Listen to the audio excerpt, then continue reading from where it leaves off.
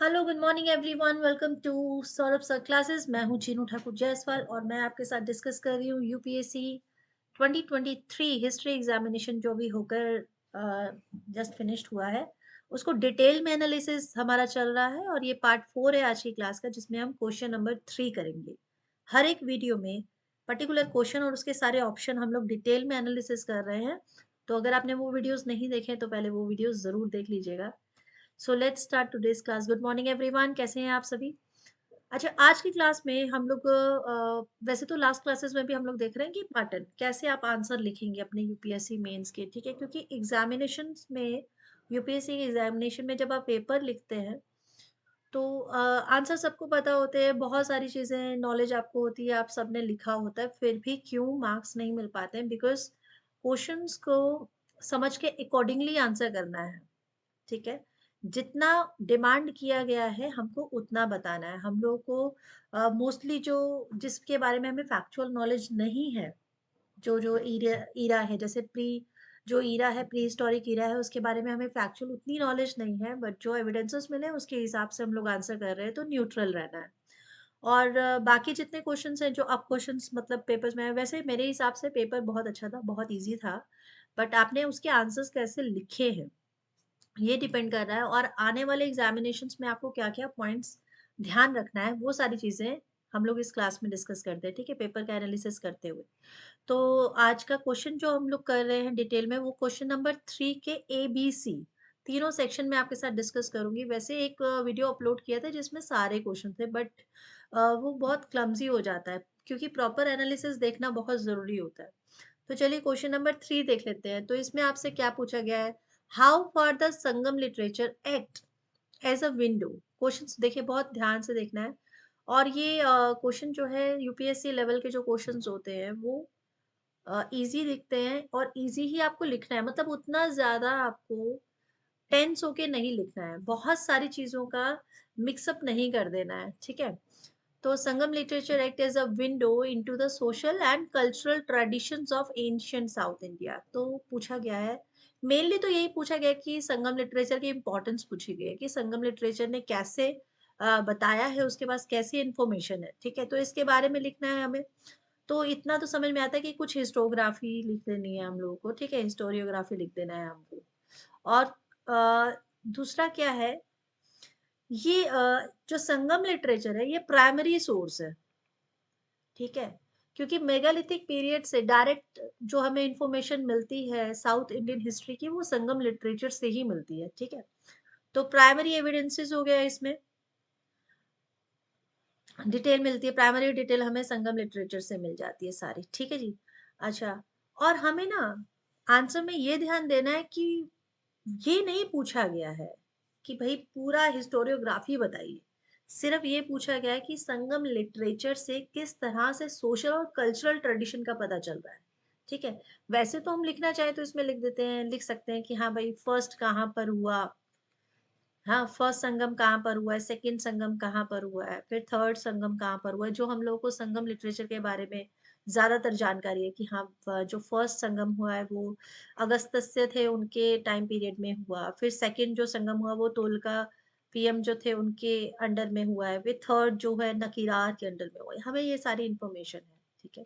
हम लोग ये सारे फैक्ट्स जो है लिख सकते हैं, ये फैक्ट है हमारे, ठीक है? फिर कहाँ कहाँ हुआ है भाई, ये दो जो है ये मदुरई में हुए हैं, और ये जो हुआ ये कपत्तपुरम में हुआ है। ये सारी इंफॉर्मेशन हम लोग के पास ऑलरेडी है, आप चाहे तो इसको लिख सकते हैं।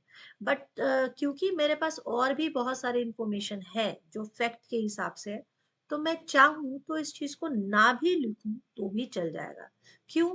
क्योंकि अगर मैं बाकी की इंफॉर्मेशन देख रही हूँ, जैसे मुझे संगम लिटरेचर से मिलते हैं, एक तो अर्लीस्ट तमिल राइटिंग्स मिल रही है जो कि मेजर बॉडी वर्क करती है, ठीक है? तमिल लैंग्वेज के बारे में हमें पता चलता है कि उस समय जो किस तरह का क्राइटेरिया रहा होगा, कौन सी लैंग्वेज वो लोग सो सॉरी यूज करते होंगे। Happy winter okay okay. तो यूनिक इंडियन लिटरेचर हमें मिलता है संगम लिटरेचर से, ठीक है? जो फोकस होता है उस समय का रिलीजन कैसा रहा होगा, और प्रीडोमिनेंट है सेकुलर थीम्स पे, कि वहाँ के जो पोएम्स लिखी है, संगम लिटरेचर मेनली है क्या?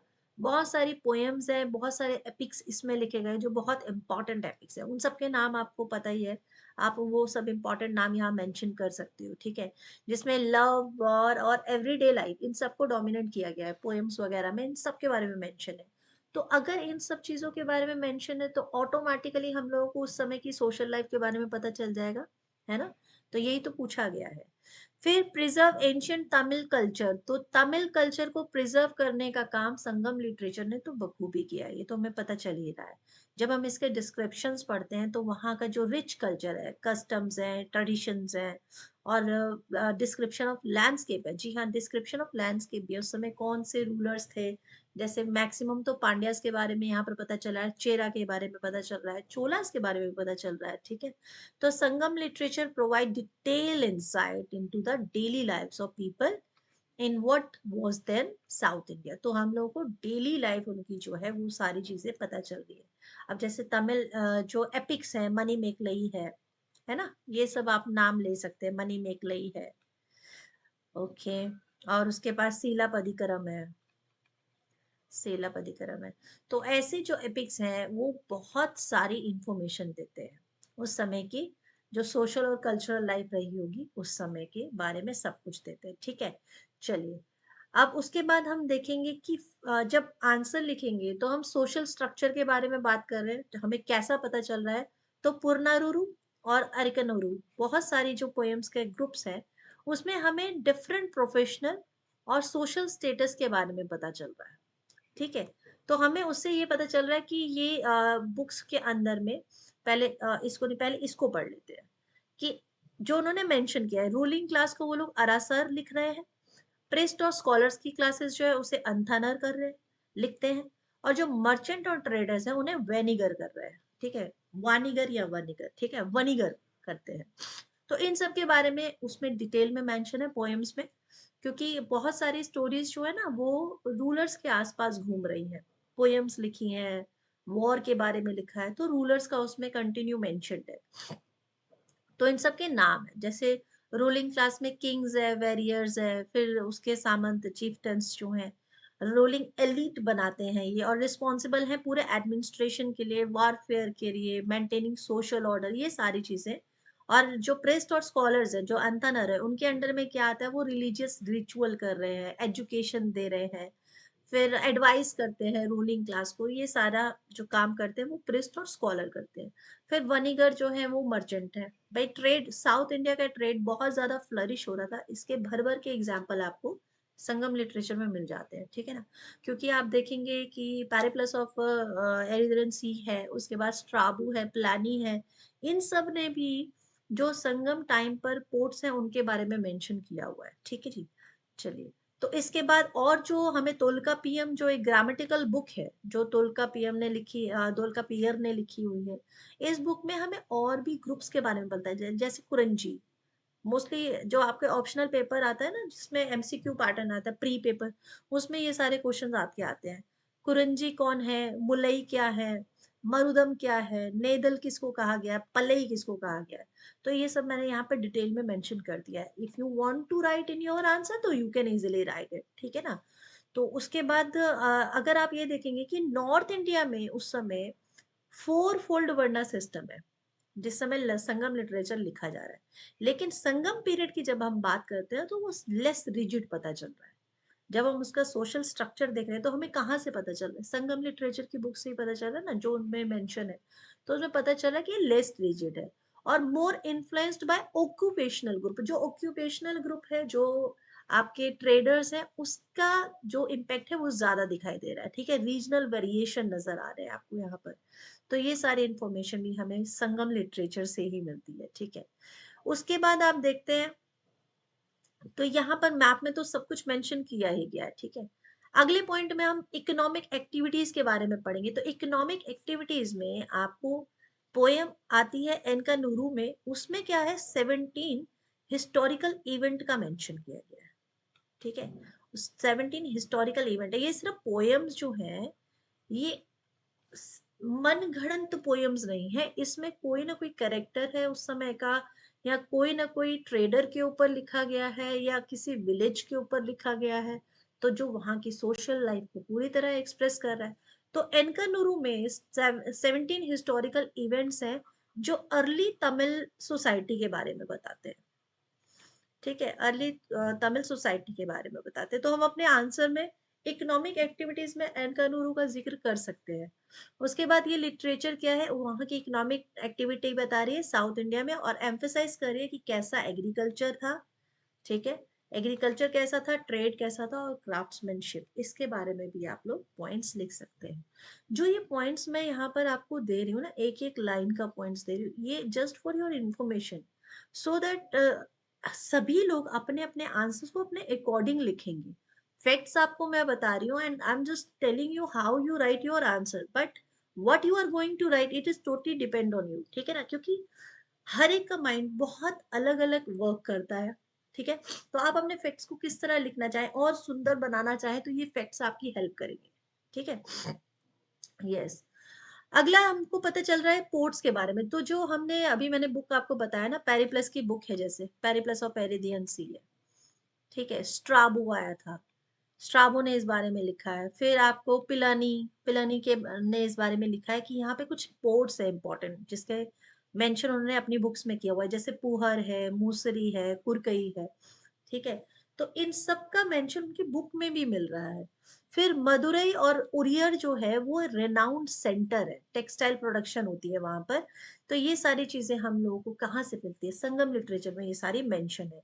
अगर आप इस मैप को गौर से देखेंगे तो इसमें सारे देखिए पोर्ट्स के बारे में मेंशन किया गया है। ठीक है, मंचलई, पुम्पुहर, अरिकमेडु, तोंडी, अलंकुलम, कायलपतिनम और कुर्गई, ये सारे मेंशन आपको उस समय के जो लिटरेचर है वो हमको वहीं से इंफॉर्मेशन मिल रही है। ठीक है, अब कल्चरल प्रैक्टिस और ट्रेडिशन का जो जानकारी है वो संगम लिटरेचर किस तरह दे रहा है। जैसे पतना पला है, पतना पलई, ये पोयम्स है, ये जो ग्रुप है पतना पलई, उसमें हमें पता चला कि चोलास जो है वो एक बहुत बड़ा सेलिब्रेशन करते थे, उनका टाइम पीरियड में फेस्टिवल था।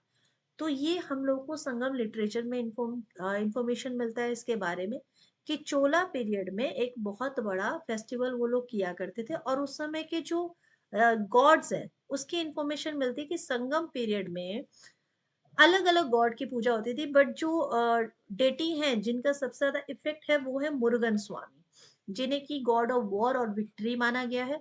फिर हमें मयन की जानकारी मिलती है जो विष्णु के स्वरूप है, वेंडन जो इंद्र है, और वरुणन, वरुणन तो जो रेन गॉड है, वरुण देवता है, और कुर्रवई है, कुर्रवई जो गॉडेस है वॉर के। ठीक है, ये सारा मेंशन आपको संगम लिटरेचर में मिलता है। तो इनके मेंशन से हमको ये समझ में आता है कि उस समय की कल्चरल प्रैक्टिसिंग और ट्रेडिशंस, पूजा पाठ किस तरह रहे होंगे, कैसे वो लोग करते होंगे। ठीक है, उसके बाद अब बात आती है रोल ऑफ वुमेन की, जो बहुत इम्पॉर्टेंट टॉपिक है यूपीएससी का भी और नेट एग्जामिनेशंस का भी, क्योंकि रिपीटिंग क्वेश्चंस है रोल ऑफ वुमेन्स के। ठीक है, एक तो पूरा सेपरेटली क्वेश्चन ही दे दिया गया, अभी आगे नेक्स्ट क्वेश्चन में आएगा।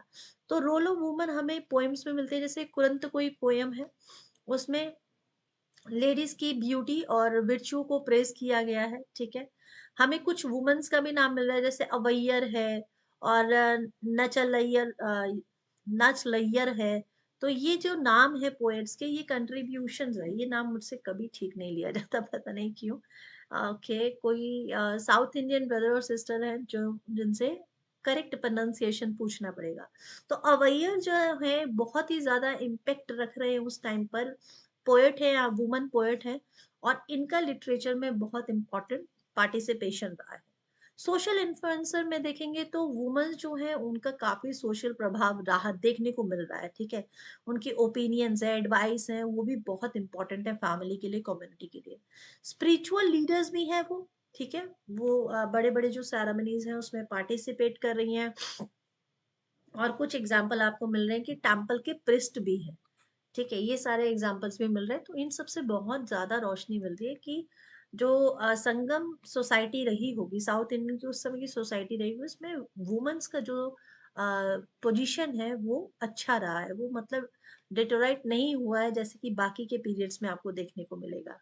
ठीक है, अब इसके नेगेटिव एस्पेक्ट्स की भी हम बात कर रहे हैं। नेगेटिव एस्पेक्ट्स क्या है, जैसे हाँ पेट्रारिकल सोसाइटी है, वो तो एकदम स्टार्ट हो चुका है, पैट्रियार्कल सोसाइटी है कि वो मैन हेल्ड पूरा जो सोसाइटी रहेगा।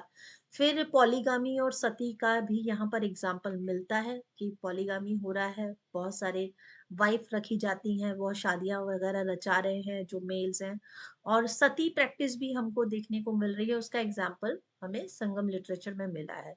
फ्रीडम पे थोड़ा सा रिस्ट्रिक्शन आ गया, मतलब ये कह सकते हैं कि हर एक वुमन को वो प्रिविलेज नहीं मिल रहा है, कुछ वुमन सिलेक्टिव है जिन्होंने अपने बल पर, या ये कहें कि अपनी नॉलेज को इनहांस करते हुए they fought for them self may be, तो इस वजह से उन्होंने अपना नाम बनाया है, बट ये सभी के लिए नहीं होगा। तो women's mobility outside the household was sometime restricted, ये हमें देखने को मिला है, ठीक है।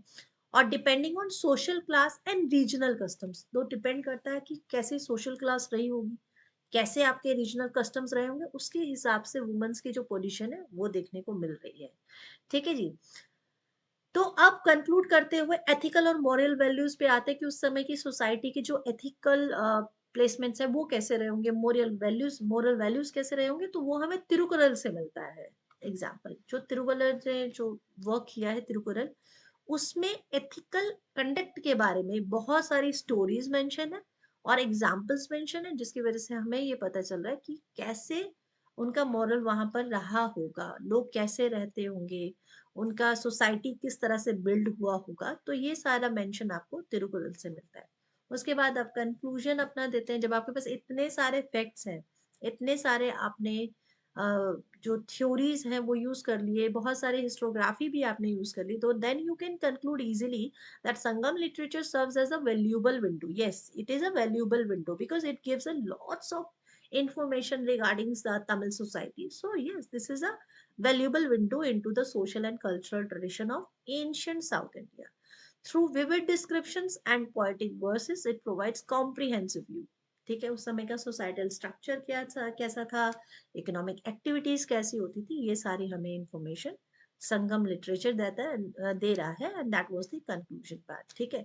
चलिए, आई होप ये क्लियर हो गया होगा, कुछ कंफ्यूजन है तो प्लीज कमेंट सेक्शन में आप लोग लिख सकते हैं, ठीक है। आगे बढ़ते हैं, चलो आगे बढ़ते हैं, नेक्स्ट क्वेश्चन पे आते हैं, बी में। बी में क्वेश्चन है, analyse the contour of imperial ideology as exhibited during the Mauryan period. Okay, अब हम मौर्यन पीरियड के बारे में पढ़ते हैं। तो मौर्यन पीरियड के बारे में आप पढ़ेंगे बहुत सारे, एक तो आपके पास तो भर भर के फैक्ट्स है मौर्यन पीरियड के बारे में, बहुत सारी बुक्स हैं और बहुत सारे फैक्ट्स आपको मिलते हैं। तो कहाँ से मिल रहे हैं आपको, क्वाइंस से मिल रहे हैं, फिर इंस्क्रिप्शन से मिल रहे हैं, तो बहुत सारी चीजें हैं। तो हम इसको एक एक करके अगर डिस्कस करना चाहें तो हमारे पास कुछ पॉइंट्स हम पहले माइंड में रखकर चल सकते हैं, ठीक है। जैसे मिलिट्री एक्सपेंशन के बारे में, फिर उनका सेंट्रल एडमिनिस्ट्रेशन कैसा था, थ्योरी ऑफ स्टेट कैसी थी, पॉलिसी ऑफ धर्मा कैसे था, उनकी इकोनॉमिक पॉलिसीज कैसी थी, ठीक है, इकोनॉमिक पॉलिसीज कैसी थी। और फिर हम डिस्कस कर सकते हैं उनका ट्रेड कैसा था, ठीक है, ट्रेड कैसा था। फिर हम क्वाइन सिस्टम के बारे में बात कर सकते हैं, क्वाइनेज के बारे में बात कर सकते हैं, ठीक है।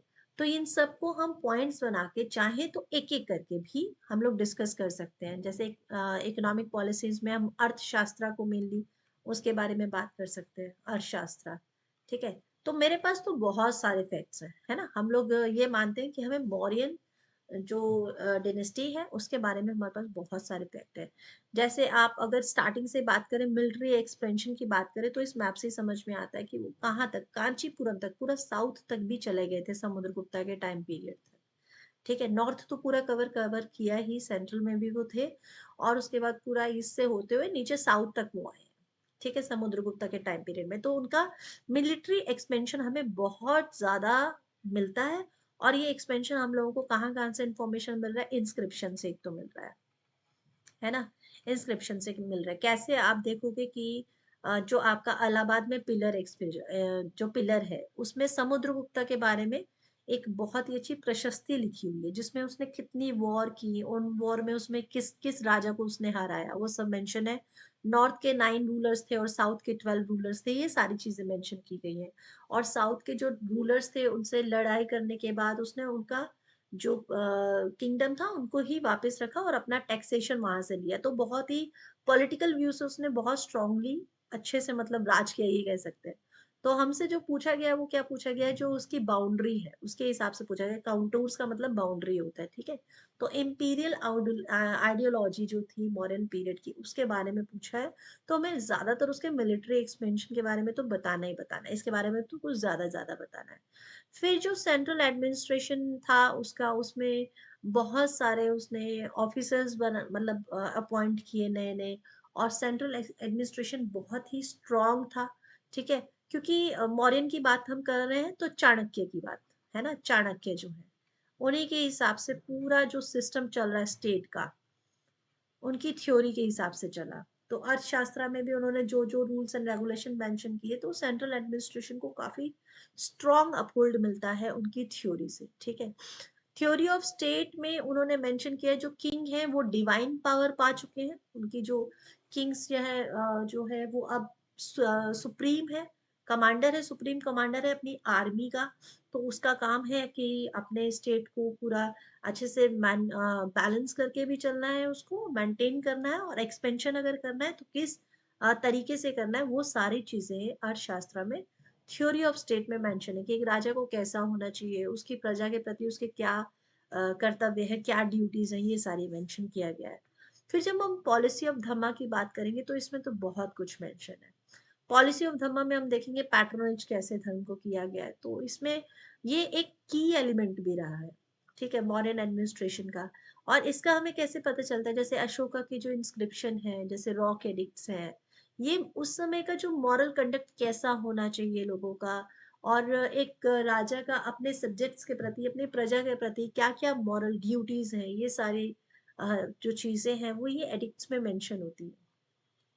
ये जो अशोका का एडिक्ट्स वाला क्लास है ना, ये इतना इम्पोर्टेंट है, इसको तो एकदम मैं आपको एकदम अलग से वीडियो में करवाना चाहती हूँ, जिसमें डिटेल में आपके साथ डिस्कस करूंगी, ठीक है। बहुत सारी वीडियोस पहले से बनी हुई हैं, बट फिर भी इससे रिलेटेड जब क्वेश्चंस आते हैं तो कुछ नई थ्योरी आती है, बिकॉज आर्कियोलॉजिकल वर्क तो दैट वर्क इज कंटिन्यू ना, तो वो नए नए चीजें आती रहती है सामने, तो उसको भी मेंटेन करना, उसको अच्छे से आपको जानना बहुत जरूरी है, ठीक है। तो वो हम लोग एक सेपरेट क्लास में जरूर डिस्कस करने वाले हैं, ठीक है। फिर अगर हम बात करते हैं तो अशोका ने धम्मा को पॉपुलर किया, ठीक है। और भेरी घोष का यूज किया उसने उसने कहा कि धम्म विजय होनी चाहिए। और ये कलिंगा वॉर के बाद ही मतलब ये सारी चीजें उसने डिस्कस की है। फिर हम देखेंगे कि प्रोपोगेशन ऑफ बुद्धिज्म जो है, अशोका ने बुद्धिज्म को जब मतलब अपग्रेड कर लिया था, जब उसने एम्ब्रेस किया वो था, तो उसमें बहुत इंपॉर्टेंट रोल प्ले किया है, ठीक है। और उसका ये रोल जो है उसके इम्पीरियल के ऊपर भी बहुत, मतलब उसके राज्य की जो बाउंड्रीज है उसको भी इन्हांस करता जा रहा है, क्योंकि वो धर्म को जब आगे बढ़ा रहा है और अलग अलग स्टेट्स में, अलग अलग कंट्री में जा रहा है, अपने बेटा बेटी को भी उसने भेजा है, तो वो सारे कंट्रीज भी जुड़ रहे हैं भारत के साथ, ठीक है। तो it was a shaping of that criteria. इसलिए हम लोग ये कह सकते हैं कि प्रोपोगेशन ऑफ बुद्धिज्म जो है बहुत हेल्पफुल साबित हुआ उस समय मौर्यन रूलर के लिए, ठीक है। तो इसके लिए हम देखेंगे कि उसने अपने बेटे को, जैसे महिंदा और जो उसकी बेटी है संघमित्रा, सिर्फ इसका दो बच्चों का नाम उसका मेंशन होता है, ठीक है। महिंद्रा श्रीलंका में जाता है, अनुराधापुर में जाता है, ठीक है। एक सेकेंड रुकिएगा। ओके, यस, ओके, हाँ, ठीक है। तो महिंदा जो है वो श्रीलंका में जाता है, वहां पे अनुराधापुर में एक मिशन लेके जाता है और वो पूरा वहां पे कंप्लीट करके आता है। संघमित्रा भी जाती है, उनकी बेटी जो है वो श्रीलंका में जाती है और बोधि ट्री लगाती है, ठीक है, बोधि ट्री को वहां पर लगाती है। तो ये सारी चीजें हम जब देखेंगे तो पाएंगे कि बहुत ज्यादा स्प्रेड हुआ Dhamma under the rule of Ashoka. और इससे उस एरिया का जो पॉलिटिकल, जो उसका एडमिनिस्ट्रेशन था, वो भी काफी ज्यादा इन्हांस होता है, काफी ज्यादा डेवलप हो रहा है, ठीक है। उसके बाद कल्चरल सिंक्रेजियम की बात करते हैं। कल्चरल सिंक्रेजियम जो है, आप देखेंगे कि उस पीरियड में बहुत सारा जो पॉइंट है आपको मिलेगा। जैसे आप वराह उदयगिरी ये मूर्ति देखते हैं वराह का, तो ये अलग अलग पैटर्न के जो है कंस्ट्रक्शन है, अलग अलग कंस्ट्रक्शन, अलग अलग टाइप का यूज किया गया है, अलग अलग आर्ट का यूज किया गया है, तो ये सब एक सिंक है, कल्चरल सिंक होता हुआ दिखाई देता है। ठीक है, ये सब हम यहाँ पर पॉइंट में अपना मेंशन कर सकते हैं। उसके बाद अगला पॉइंट आता है symbolism of Mauryan inscription. Mauryan inscription जैसे कि अभी हमने बात किया है इसके बारे में ही, आप देखेंगे Sanchi stupa inscription UNESCO world heritage site बन चुका है।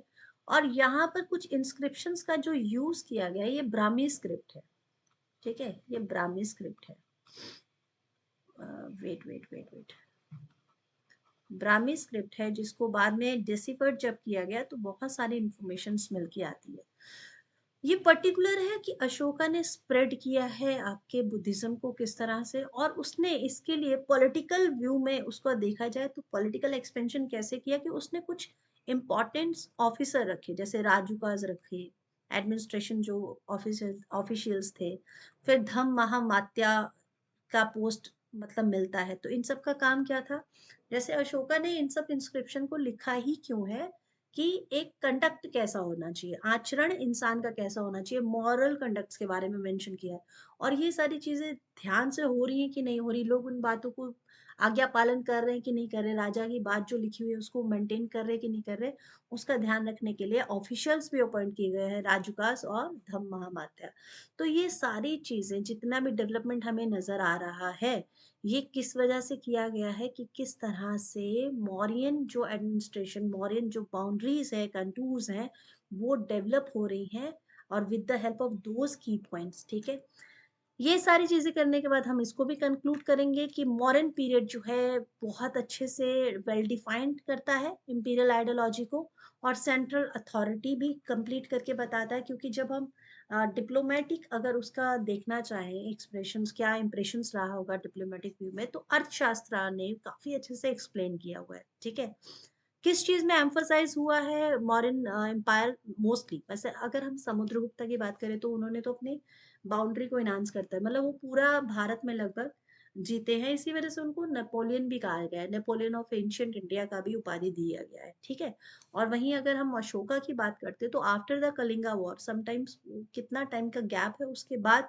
इसके बीच में भी थोड़ा सा थ्योरी है कि उन्होंने कलिंगा के बाद भी अगर उनको इतना बुरा लग रहा है तो कलिंगा को उन्होंने फिर भी रूल करके रखा हुआ है, दैट्स इट। ये तो अलग एक बात है, चलो ठीक है, ऐसे बहुत सारे स्टोरीज बीच में आ जाती है, बट मेनली ये है कि अशोका ने भी धर्म को पॉपुलर करते हुए, धम्मा को पॉपुलर करते हुए भी अपने जो बाउंड्रीज थी उसको काफी एक्सटेंड किया है। ठीक है, तो this ideology played a pivotal role, क्योंकि शेपिंग करता है गवर्नेंस को, कल्चरल मिलियो ऑफ द मॉडर्न एम्पायर, ये सारी चीजों को एक प्रॉपर वे में वो प्रूफ कर रहा है कि how the modern empire was enhance so much. ठीक है, तो ये आपका क्वेश्चन पूरा क्लियर कर देता है, इसको आप इस तरह से कंक्लूड कर सकते हैं।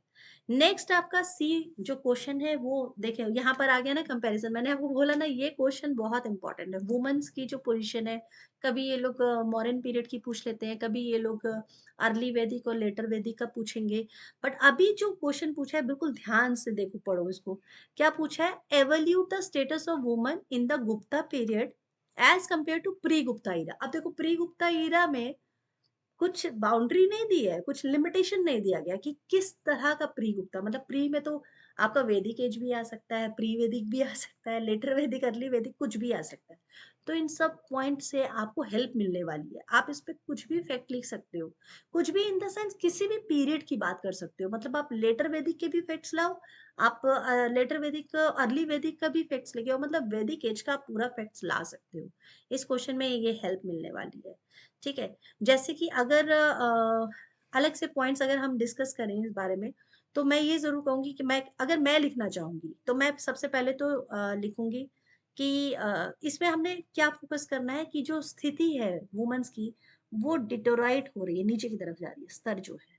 ठीक है, अगर आप प्री गुप्ता देखेंगे, प्री गुप्ता देखेंगे तो प्री गुप्ता पीरियड में बहुत सारे टाइम पीरियड की बात आ जाएगी। अब जैसे वैदिक ईरा ले लेते हैं। ठीक है, वैदिक ईरा में दो पीरियड आते हैं। ठीक है यार, राइटिंग पे मत जाना। ठीक है, चलो, अर्ली वैदिक एक तो आ जाता है, अर्ली वैदिक ईरा आता है। फिर आपका लेटर वैदिक ईरा आता है। ये तो आपको वैदिक ईरा में इन दोनों के बारे में अच्छे से पढ़ना है। इस पीरियड में उपनिषद है, बृहदन उपनिषद है, सांख्य है, वो सारी चीजें वो भी आपको मैं एकदम सेपरेट वीडियो में करवाऊंगी। ये बहुत इंपॉर्टेंट ये क्लासेस है वैदिक ईरा को लेकर। अर्ली वैदिक ईरा जो आपका आप टाइम पीरियड ले सकते हैं 1500 से लगभग 500 बीसी तक ले सकते हैं। ठीक है। और लेटर वैदिक ईरा आपका हो गया आप 500 से 300 300 ये बीसी तक ले सकते हैं। ठीक है, अर्ली वैदिक अब इसमें क्या क्या आपको मतलब पॉइंट लेना है। आप देखेंगे अर्ली वैदिक पीरियड जो है ये तो एगलिटेरियन सोसाइटी है भाई। यहाँ तो आपको दिखाई देगा कि औरत को स्वतंत्रता है, फ्रीडम है, उनकी पोजीशन भी ठीक चल रही है, अच्छी चल रही है। और जब आप लेटर वैदिक पीरियड की बात करें तो यहाँ पर पैट्रियार्की आ गई है। ठीक है, पैट्रियार्की आ गई है। तो थोड़ा सा ये जो फर्क आया है उसके बीच में कितने सारे पॉइंट्स है वो आप अपने आंसर में मेंशन कर सकते हैं। बहुत सारे पॉइंट्स आपको मिल जाएंगे। ठीक है। आप उसके बाद फिर जनपदास का पीरियड आ जाएगा, उस समय कैसी पोजीशन रही है। फिर मगध में, मगध एक बहुत स्ट्रांग एम्पायर है, उसमें कैसी पोजीशन रही है। तो ये सारे पॉइंट्स हम डिस्कस करने वाले हैं। ठीक है, चलो एजुकेशन अपॉर्चुनिटी की बात करते हैं। तो ऐसा नहीं है कि गुप्ता ईरा में पढ़ाई नहीं हो रही है, ऐसा नहीं है। बहुत सारे ऐसे एग्जाम्पल मिले हैं कि गुप्ता ईरा में एक्सेस था, एजुकेशन बहुत अच्छी एजुकेशन थी। हमें एविडेंस भी मिल रहे हैं, जैसे गार्गी और मैत्रेय बहुत बड़ा एग्जाम्पल है। ठीक है, बहुत ही नॉलेजेबल लेडीज का नाम है गार्गी एंड मैत्रेय। तो ये आपका गुप्ता पीरियड में ही है, बट फिर भी अगर हम देखेंगे तो हमारे पास कितने एग्जाम्पल होंगे, दो दो ही एग्जाम्पल हो रहे हैं। तो क्या ये इस बात को प्रूफ करने के लिए साबित हो जाएगा कि मतलब औरतों की स्थिति बहुत अच्छी थी। ठीक है, आगे अगर देखते हैं प्री गुप्ता पीरियड में, तो educational opportunity women's were limited बताई गई है। ठीक है, यहाँ पर भी मैत्री जो वैदिक पीरियड में मतलब उस समय तक चले आ रहे हैं और उन्हीं का नाम दिया गया है, तो लिमिटेड बताया गया है प्री गुप्ता पीरियड में। ठीक है। अच्छा, टाइम बाउंड मतलब कुछ कुछ पॉइंट में आप टाइम बाउंड कर सकते हैं। उसमें गुप्ता पीरियड में औरत का जो है स्टेटस वो डिपेंड कर रहा था उसके सोशल क्लास पर। अगर आप कुल मिला के ये बात समझो तो मैरिटल प्रैक्टिस कैसी थी, कितनी तरह के मैरिजेस के बारे में, अनुलोम विलोम, अनुलोम विवाह, प्रतिलोम विवाह, विलोम विवाह, ये 6 प्रकार की अलग अलग मैरिजेस थी जो उस समय चल रही थी। ये अर्ली वैदिक पीरियड्स में भी चल रही थी और लेटर वैदिक पीरियड में भी चल रही थी। तो उसमें कितना फर्क आ गया था। गुप्ता पीरियड में देखेंगे तो आपको चाइल्ड मैरिज शुरू हो चुकी थी, ये आपको मिल जाएगा कि हाँ चाइल्ड मैरिज जो है वो स्टार्ट हो चुकी थी। और इससे वो लोग क्या डिमांड कर रहे थे, मतलब वो प्री प्रोबिटरी मैरिजेस की डिमांड हो रही थी, बढ़ चुकी थी प्री प्रोबिटरी। ठीक है, इससे क्या होता है कि इससे हुआ चाइल्ड मैरिज जो है वो बहुत ज्यादा उसको प्रमोशन मिल गई। चाइल्ड मैरिज का जो लॉजिक था वो ज्यादा बढ़ गया था। ठीक है, उसके बाद आप देखेंगे कि मैरिटल कस्टम, जब हम प्री गुप्ता की बात कर रहे हैं तो चाइल्ड मैरिज तो वहां नहीं मिल रही है।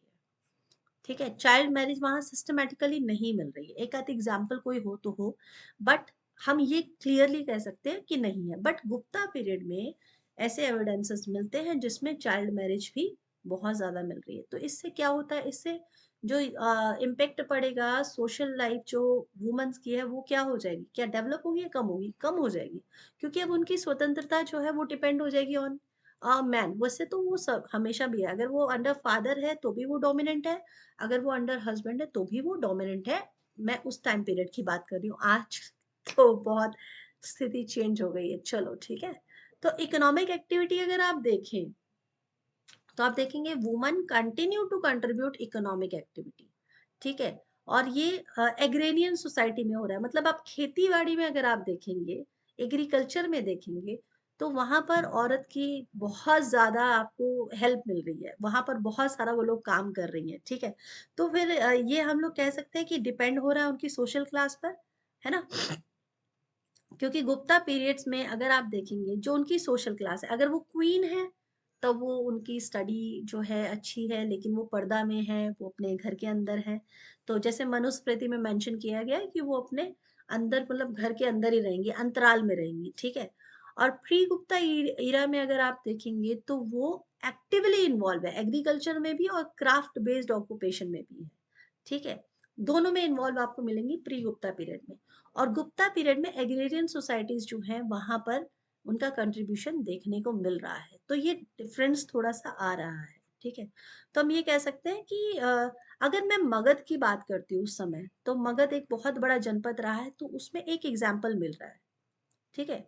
अगर मौर्यन पीरियड में यानी प्री वैदिक पीरियड प्री गुप्ता पीरियड में अगर देखें, तो अर्थशास्त्र में हम लोगों को कुछ एग्ज़ाम्पल मिलते हैं जहाँ पर लेडीज लोग जो हैं वो पॉलिटिकली मतलब उनको पोस्ट मिला हुआ है। जैसे रक्षी का नाम हमें मिला है, रक्षी।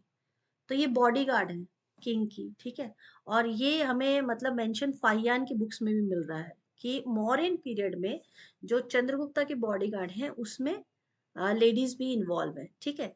तो हम ये कह सकते हैं कि इकोनॉमिक एक्टिविटीज में जब व्यापार की बात आ रही है, ट्रेड की बात आ रही है, तो जो एग्रीकल्चर है उसमें प्री गुप्ता एरिया में वुमेन्स बहुत ज्यादा इंडल्ज है। और क्राफ्ट बेस्ड जो ऑक्यूपेशन है उसमें भी बहुत ज़्यादा आपके इंडल्ज होती हैं, ठीक है? इसमें से एक एग्ज़ाम्पल आपको आप प्रभावती गुप्ता का दे सकते हैं। जी हाँ, बहुत अच्छा एग्ज़ाम्पल है। प्रभावती गुप्ता जो है, she held a strong political power, Prabhavati, ठीक है? वो वाकाटक क्वीन बन जाती हैं, पहले गुप्ता जो उनकी बेटी होती हैं, वो उनकी वाकाटक क्वीन बन जाती हैं और अपने हस्बैंड के डेथ के बाद पूरा पॉलिटिकली जो रोल है यही निभाती हैं, ये रूल करती हैं, ठीक है? तो लेकिन हमारे पास ये एक ही एग्जाम्पल मिल रहा है, तो इससे भी ये पता चल रहा है कि जो उनका पावर है वो उन्होंने गेन किया है, but that was not for all the women of that period. उस समय बाकी सारी औरतों के साथ ऐसा था नहीं, क्योंकि एग्जाम्पल हमें सिर्फ प्रभावती गुप्ता का ही मिलता है। तो पोजीशन समझ में आती है कि it's totally depend on the social classes or their power or the political region where they established, वो जहाँ रह रहे हैं, ये सारी चीजें भी डिपेंड करती हैं। उसके बाद हम लोग डिस्कस करेंगे रिलीजियस रोल्स पे। तो रिलीजियस रोल में जो गॉडेस हैं गुप्ता आर्ट में, वो तो लगता है कि हाँ वो फेमिनाइन डेटीज की पूजा कर रहे हैं, वो नारी की पूजा कर रहे हैं। तो इससे एक रिफ्लेक्शन मिल रहा है कि हाँ वुमेन्स का वो रिलीजन तौर पे देखा जाए तो थोड़ा सा स्ट्रेंथ ऐसा लग रहा है कि हाँ थोड़ी स्ट्रेंथ आई होगी। बट मंदिर की देवी और घर की जो लेडी है उसमें तो बहुत डिफरेंस होता है, ठीक है? उनका जैसे अर्थशास्त्र में भी स्त्री धन का मेंशन है कि उनका स्त्री धन पर ही सिर्फ अपना अधिकार है।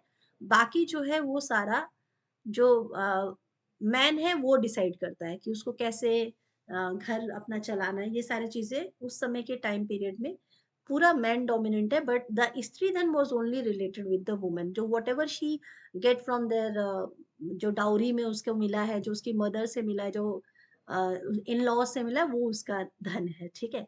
फिर प्री गुप्ता ईरा में अगर आप देखेंगे तो फीमेल डेटीज जो है वो है, उस समय भी है, लेकिन एम्फेसिस जो मोस्टली दिया गया है वो गुप्ता पीरियड में ज्यादा दिया गया है। जो गॉडेसेस हैं, जो फीमेल डेटीज हैं, उसका गुप्ता पीरियड में ज्यादा एम्फेसिस देखने को मिल रहा है, ठीक है? अब लीगल स्टेटस मनुस्मृति के हिसाब से उस समय की सोसाइटी वर्क कर रही है। मनुस्मृति एक बुक है, लॉ बुक है, जो जिसमें पूरा हिंदू लॉ बुक जिसे कहा गया है, जिसमें बहुत सारे रूल्स रेगुलेशन लिख दिए गए हैं कि किस तरह से रहना है, औरत के क्या क्या बाउंड्रीज है, ये सारी मेंशन कर दी गई है। तो ये लीगल टेक्स्ट है, धर्मशास्त्र जो गाइडलाइन दे रहे हैं वुमेन्स के लिए, ठीक है? कि उसके अधिकार क्या होने चाहिए, उसके राइट्स क्या क्या है, उसकी रिस्पॉन्सिबिलिटी क्या है, कि उसको एक आदर्श वाइफ बनना है, उसको एक आदर्श मतलब माँ बनना है, ये सारे उसके काम है। उसको गृहिणी, एक सफल गृहिणी, वो एक सफल औरत तब है जब वो अपना सफल घर चलाती है, ठीक है? ये एक बाउंड्री उसको खींच दी गई है इस पीरियड में। और प्री गुप्ता ईरा में अगर हम बात करें तो उसमें भी लॉ ऑफ मनु ही चल रहा है, जो कि रोल बता रहा है, स्टेटस बता रहा है सोसाइटी का। तो ये जो पोजीशन स्टार्ट हुई है औरतों की डेटोराइट होना, ये प्री गुप्ता से स्टार्ट होते होते गुप्ता पीरियड में और डाउनफॉल में चली गई है। क्योंकि ये जो बुक्स में मेंशन है, रूल्स मेंशन है, इनको आगे समझाने वाले जो उसको लैंग्वेज को आगे बता रहे हैं, उसमें बहुत ज्यादा फर्क आ जा रहा है। तो उससे किस पे प्रभाव पड़ रहा है? वुमेन्स के जो स्टेटस है उस पे प्रभाव पड़ता हुआ नजर आ रहा है। चलिए कंक्लूड कर लेते हैं। ये सारे आपको फैक्ट्स अच्छे से आपको आंसर आप लिख पाओगे इसके बारे में, जो आप सिग्निफिकेंट जितना भी आप फैक्ट्स यहाँ से उठाना चाहो उठा सकते हो, कि ये विटनेस कर रहा है कि हाँ, एक नॉइस ट्रांसफॉर्मेशन मिलता है, ठीक है? बहुत सारा ट्रांसफॉर्मेशन एक मिल रहा है। अगर आप प्री गुप्ता एरा और गुप्ता एरा के वुमेन जो है उनका कंपैरिजन करते हैं स्टेटस का, तो yes, they deteriorating the status while they were advancement in education, जबकि गुप्ता एरा को गोल्डन एरा कहा गया है। बहुत सारे एडवांसमेंट भी हुई है। उसका जो आप ये कह सकते हैं साइंटिफिक डेवलपमेंट मिल रहा है, आपको एजुकेशनल डेवलपमेंट भी मिल रहा है, और वुमेन्स के लिए भी एजुकेशन गेटवे है, but still there were differentiate between the man and women at that moment, क्योंकि पॉलीगामी है, लेडीज के लिए नहीं है, बट हाँ मेल मेल के लिए है। फिर घर गृहस्थी की फाउंडेशन है, तो एक सीमा रेखा खींच दी गई है। तो there are also challenges in the form of practices like child marriage. Child marriage के आने से एक बहुत बड़ा चेंज आ जाता है, ठीक है? मतलब एक छोटी सी एज में ही एक बच्ची अपने फ्रीडम खो देगी और वो डोमिनेंट हो जाएगी अंडर अ मेल, ठीक है? It is essential to recognize both progress and areas when we are talking about our answers, so we have to mention all the point। यहाँ डेवलपमेंट भी आप मेंशन करोगे, और यहाँ पर कैसे कैसे स्टेटस जो है लॉस हुआ है वो भी मेंशन करोगे। So this is the answer. ये ऑल इंक्लूड आंसर था आपका। सो आई होप आप लोगों को क्लास पसंद आई होगी। If you like your class तो प्लीज लाइक कमेंट, और जल्दी ही मिलेंगे। फोर्थ क्वेश्चन हम लोगों को जल्दी सॉल्व करना है। सो मिलते हैं नेक्स्ट क्लास में। Thank you so much for being here. Bye bye, take care.